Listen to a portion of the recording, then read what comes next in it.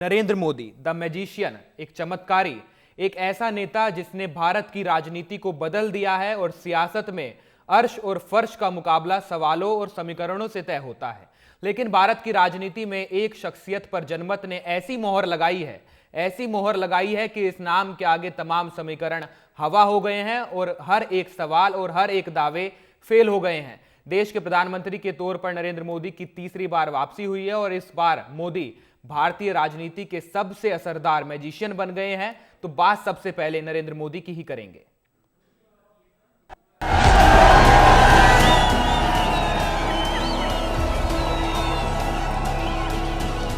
मैंने करीब इसे और करीब को इज्जत मिले इसी दुआ के हिस्से। राखी की लाल भैया निभाना, बहन को कभी भूलना जाना।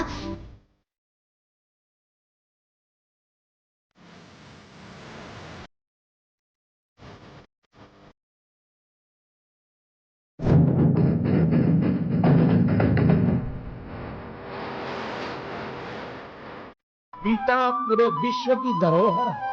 गीता हजारों साल से प्रासंगिक है। विश्व के नेताओं से लेकर सामान्य मानवी तक सभी को गीता ने लोक हित में कर्म करने का मार्ग दिखाया।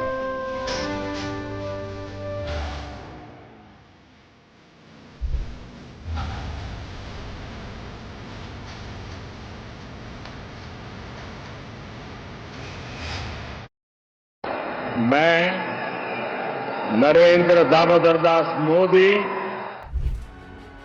जब जब भारत का इतिहास लिखा जाएगा तो उसमें नरेंद्र मोदी का नाम सुनहरे अक्षरों में होगा, क्योंकि राजनीति के चाणक्य और भारत की नब्ज पहचान कर अगर किसी ने दुनिया के सबसे बड़े लोकतंत्र में अपना लोहा मनवाया तो वो नाम है नरेंद्र दामोदर दास मोदी।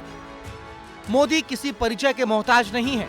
मोदी 77 साल के आजाद भारत की नई राजनीति के मुख्य किरदार हैं। सारा विपक्ष मोदी को हराने के लिए बेचैन, पूरी जमात बड़े बड़े षड्यंत्र, बड़ी बड़ी साजिशें, झूठ फैलाने की इतनी बड़ी मशीनरी, इतना बड़ा अफवाह का तंत्र, देश को बांटने और तोड़ने वाली ताकतें, लेकिन आपका आशीर्वाद उन सब पर भारी पड़ा। वो नाम है जो अपने विरोधियों को इतना पीछे छोड़ चुके हैं कि मिलाकर पूरा विपक्ष भी उनके व्यक्तित्व और उनकी पार्टी के आंकड़ों को छू नहीं सकता। तो आइए आपको 2024 में मोदी के अलग अलग रंगों से रूबरू कराते हैं।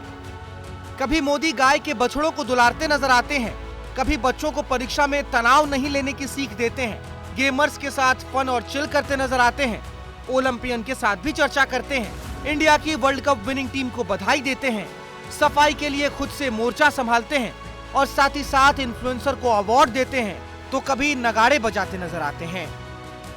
ये रंग है देश के उस नेता के व्यक्तित्व का जिसने अपने काम और अपने नाम से भारत की आबादी को अपना मुरीद बना लिया है। मोदी तीसरी बार देश के प्रधानमंत्री बने। जवाहरलाल नेहरू के बाद मोदी ऐसे पहले नेता हैं जो लगातार तीसरी बार इस देश के पीएम बने हैं। मैं नरेंद्र दामोदर दास मोदी ईश्वर की शपथ लेता हूं कि मैं विधि द्वारा स्थापित भारत के संविधान के प्रति सच्ची श्रद्धा और निष्ठा रखूंगा। जब मोदी तीसरी बार पीएम बने तो पहले दिन उनके साथियों ने दफ्तर में तालियों से उनका स्वागत किया। संविधान की किताब को देखकर मोदी ने अपना सर झुकाया और लालकृष्ण आडवाणी के उस सपने को पूरा किया जो बीजेपी ने 1990 में देखा था। प्रधानमंत्री की कर्मठता संसद के शीतकालीन सत्र में भी पता चली, जब पीएम मोदी ने ऐलान करते हुए उन 11 कामों को गिनाया था जो 2025 में नए साल का उनका संकल्प होने वाला है। भारत के भविष्य के लिए संविधान के स्पिरिट से प्रेरित होकर के मैं आज इस सदन के पवित्र मंच से 11 संकल्प सदन के सामने रखना चाहता हूं। पीएम ने संकल्प लिया कि सरकार और नागरिक दोनों अपने कर्तव्यों का पालन करें और देश में सबके साथ से सबका विकास हो। भ्रष्टाचार के खिलाफ सरकार जीरो टॉलरेंस की नीति पर काम कर रही है। देश के कानूनों पर हर समाज के नागरिक गर्व करें। भारत को गुलामी की मानसिकता से मुक्ति मिले, परिवारवाद से भारत को मुक्त किया जाए, संविधान का सम्मान हो, सभी वर्गों को जितना आरक्षण मिल रहा है उससे छेड़छाड़ न की जाए, महिलाएं लगातार आगे बढ़ती रहें, राष्ट्र के विकास से राज्य का विकास हो और एक भारत श्रेष्ठ भारत का सपना पूरा हो सके। मोदी की भाषा और मोदी का अंदाज ये दोनों निराले हैं। मोदी जब बोलते हैं तो यहाँ तक कि उनके विरोधी भी उनके मुरीद हो जाते हैं।